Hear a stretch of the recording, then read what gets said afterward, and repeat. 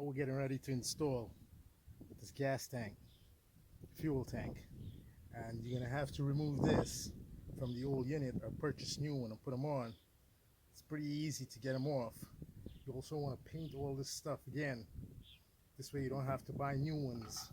Clean up all these hoses. The factory hose lasts longer than aftermarket. This plastic hose here again, this tubing, you painted it, you give it a coating to prevent that slow deterioration. These factory hose clamps are the best. Do the same thing, paint it, it's gonna last for 20 years, 30 years, 40 years. This is not a rubber hose. This is like a neoprene hose. This is a synthetic hose. It's a special hose for the filler neck right here. So you have to be delicate with it. Make sure you don't destroy it. You need to reuse it. If you use a rubber hose, you're gonna have problem. This is the dirty boy that we cleaned up. And you want to keep these caps on here, cover this until the tank is finally installed. Then you're gonna pull all these stuff off and install your lines. Do not connect the lines to the tank and try to install it into the vehicle. You're gonna break the lines and you're gonna pinch them between compartments. That's gonna become difficult for you to remove. Let's go ahead and install the gasoline fuel tank for the 2003 Nissan Frontier. Now this tank is much superior than the factory OEM tank because it has an epoxy painting on it. It's not likely that this tank would corrode again from the outside because of the coating that it has on it. So I highly recommend that you purchase this Dorman, that's the manufacturer, fuel tank. Let's go ahead and install this tank into the vehicle. Now it's time for us to install gasoline fuel tank. And if you notice that area back there in that corner where it's more difficult to get to has been detailed and painted to prevent any rust, because once that gas tank is up in there, you're not going to be able to do that anymore. Now what we want to do here is plug the gas tank here. You want to lift it up and place it on this ledge here. The bolt goes down, okay? But you're not going to bolt it up. You just want to lift it up and place it up in there. Just ledge it on that member. With none of the hose attached to the tank outlets. That's what you want to look at. You want your front of the tank to be up on the ledge right there. And the tail will most likely be on the ground. You'll go from the rear, lift the rear of the tank up to this bracket here, and reposition this here for holding the tank temporarily to the rear bracket. Then you will come back to the front here and align those bolt holes for the gas tank in the cross member. Once that's secure, then you will go and try to fit all your plumbing into place. Once your plumbing is secure and tightened, then you will restore yourself to fasteners and plugs and make your final connection and torquing your bolt to factory specification. Now that you lift the tank in the rear and it's level with this bracket, I suggest you use this vice grip for just snagging it into position. You don't want to lock down on it because you want to move it to get to install that bracket with that bolt in the center. And then the other two will be for the rest of the tank. And the other two holes, the other two bolts will be remaining for holding up the tank.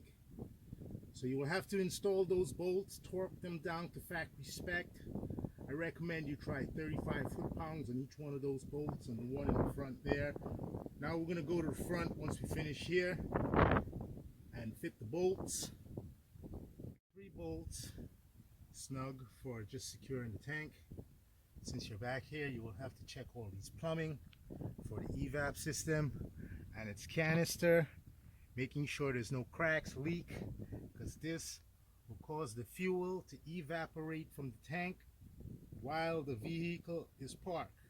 And when you get back to the vehicle, you're going to be saying to yourself, man, this vehicle burns a lot of gasoline. And the reason is because you have a leak on the evap system, but the ECU should be able to tell you that problem or situation when it's happening. Now let's move to the front of the tank and secure the 2 bolts to the cross member and finish the installation. When installing the 2 bolts for the front, you're going to have to get them from up here. It's going to require you to pull the rear of the tank to align the bolt holes when you drop them in from up here. Once you drop them in from up there, that's what they should look like. That it's safe for it to turn into its position using lubricant or penetrating oil, CRC. Now to get in there, up there, you're going to need a 3/8 drive ratchet and an 18mm socket. And you have to work it from down here like that. In the rear, one in the rear there, you're going to have to relocate the ratchet for the rear. Same ratchet, have to position it like that, getting it from here with a pipe on it for extension, for turning it and tightening it. Let's take a look at connecting these hoses to the plumbing.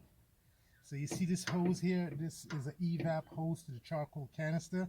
You want to just move it out of the way, flex it out of the way, and get your hands in there for fitting those 2 plastic fuel lines.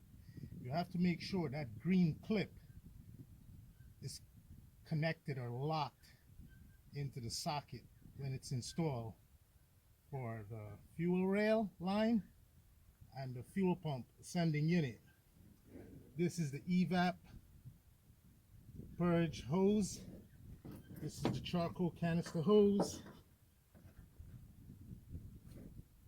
This is our filler neck, and these 2 hoses right here, this one here and this one here, connects to the filler neck here and here. And that's it. Then you have to connect the electrical connection. You will go from where the drive shaft is and make that connection. When you're making these connections, please use this silicone spray lubricant on the fitting, all the fittings and the hose. It will allow easy installation. Well, these evap hoses are not really pressure hose, so if you encounter a crack or a hole in them, you could temporarily patch it with this I think it's a PVC tape or electrical tape, until you could get new hose, because these hoses, you want to get them from the dealer. They're much superior than the aftermarket product. Always try to get genuine Nissan parts. Even though the vehicle is 25 years and older, it may be difficult. But if you can't get genuine Nissan parts, do not use rubber hose. Always insist on silicone hose. They practically last forever. The best thing to do here with that filler neck is what you've seen. I've placed it in a plastic so the dirt and the sand don't build up on it to destroy the plumbing. Now we have to replace that splash guard for the filler neck, and that plastic will be able to aid us in extra protection against dirt, even all the way down there to the filler neck. Okay, now we have the engine running. Just want to go back to the gas tank, take a look at everything, make sure nothing is leaking onto the ground, meaning gasoline. Let's take it for a test drive. Now we're finished with the fuel tank installation, and it's successful in doing so. Not only we have installed a new fuel tank that had a physical gasoline leak, it also had a evap leak. That is a gasoline vapor leak. And those gasoline vapor leak was coming from this vent hose that goes to the filler neck, and that hose up there that goes to the evap solenoid. So someone cut that hose, and this one here was broken. You have to look out for that kind of stuff when the vehicle gets old. Now that we have fixed those vacuum leak, we have solved and rendered a DTC code P1163 and P1143. That is a lean condition on the engine. The evap system is very important to engine performance, fuel efficiency, and operation of the engine. This is the evap solenoid. It is connected to the gas tank from this hose, and gasoline vapor travels in this hose to the engine when it's running. When it's not running, that gasoline vapor is stored in the charcoal canister.